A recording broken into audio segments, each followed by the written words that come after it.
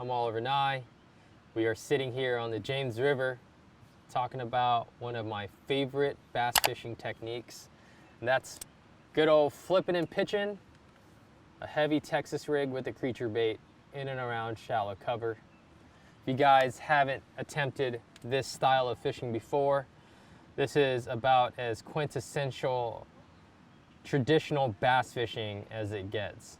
It's close contact, heavy cover, it's hopefully big fish, and more importantly, it's a lot of fun. Full contact bass fishing.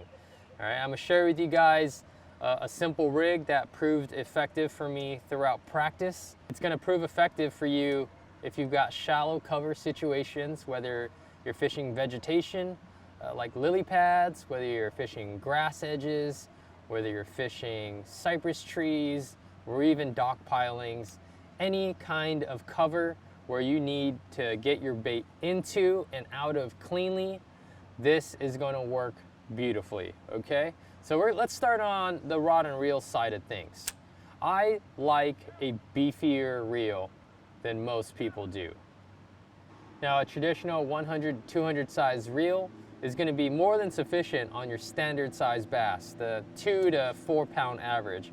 But I want to be ready when a 5+ pounder eats this thing in and around that heavy cover. I need to be able to control it, and that's especially true on bodies of water where you may have zebra mussels, quagga mussels, or in the case here on the James River, barnacles.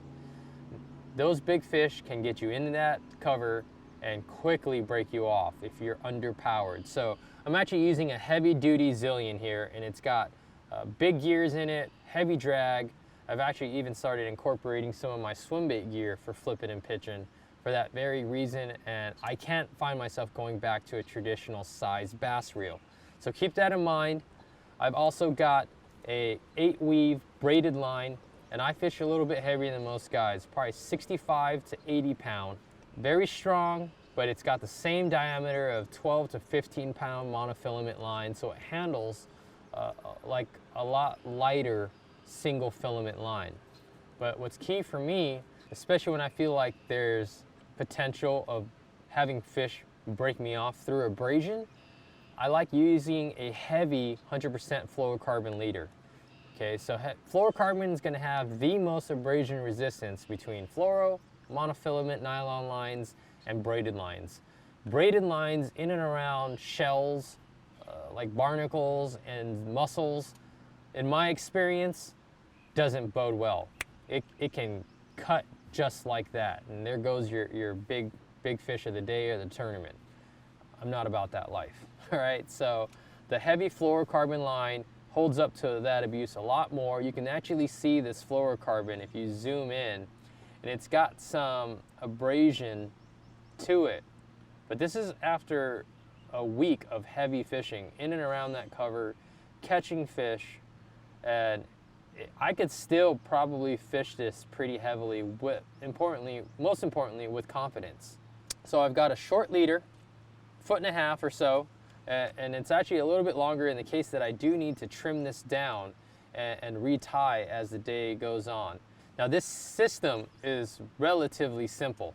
You'll notice in front of this bullet weight is a rubber stop. You can use bobber stops. You can use stops that are designed specifically for this flipping and pitching. I myself use a Russell Marine brand system here. They make rubber stoppers and this 1-ounce tungsten flipping weight. Okay, and that stopper serves the purpose of keeping that bait system together. It comes through that cover and helps that bait fall straight down into your target spot, and it keeps it all together quite nicely. And to that, I've got it tied to a ringed offset worm hook.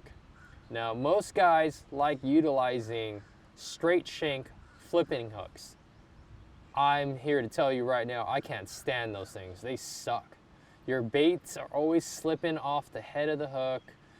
I don't like my hookup percentages on that.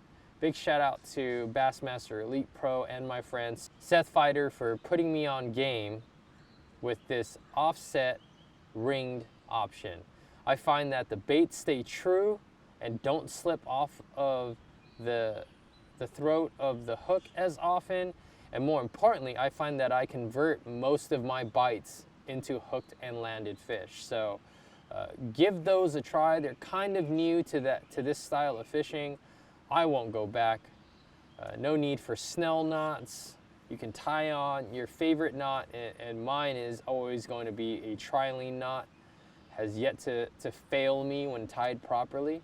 Okay, and you're just going to take a creature bait here, and there's all kinds of baits that you can incorporate on these flipping rigs. But here on the James River system, they actually have like those Maryland blue crabs that you've probably eaten yourself in restaurants, as well as some other little rock crabs and such. So these fish are, they have a preference for things with a lot of flappy appendages, because those blue crabs are actually swim like mid-column.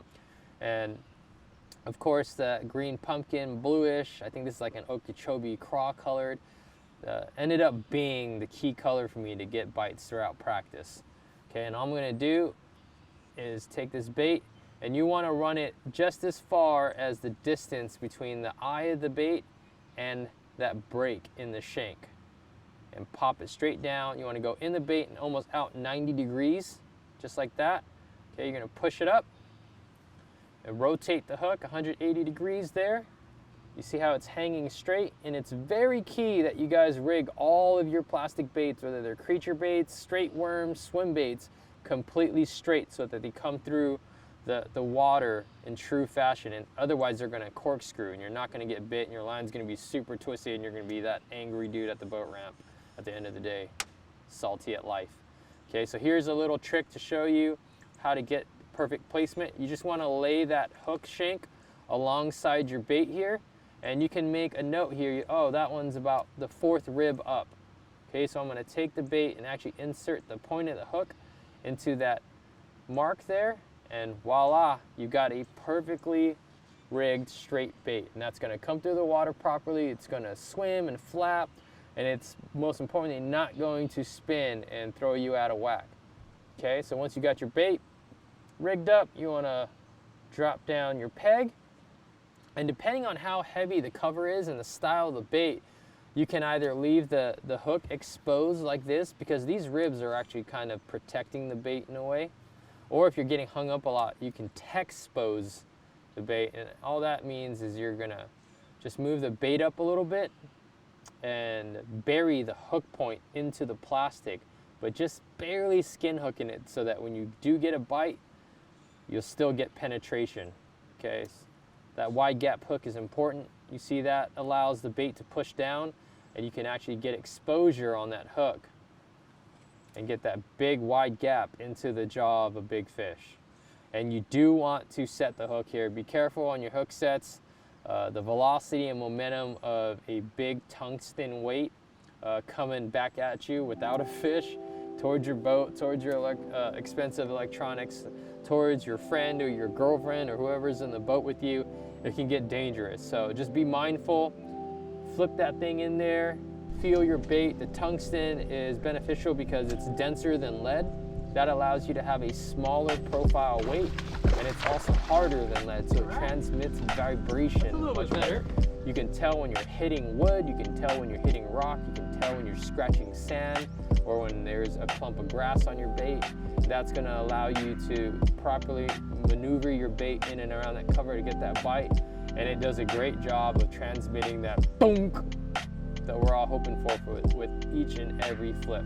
You can see a successful day of flipping will end up with a beautifully bitten up tungsten bullet weight from rubbing against these big angry basses' mouths during the fight.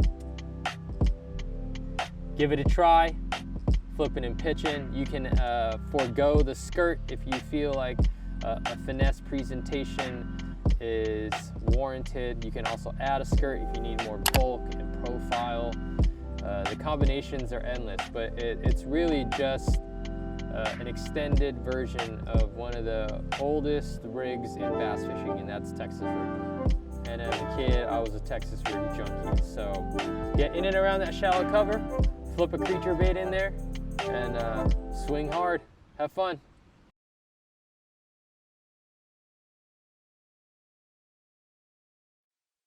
Some of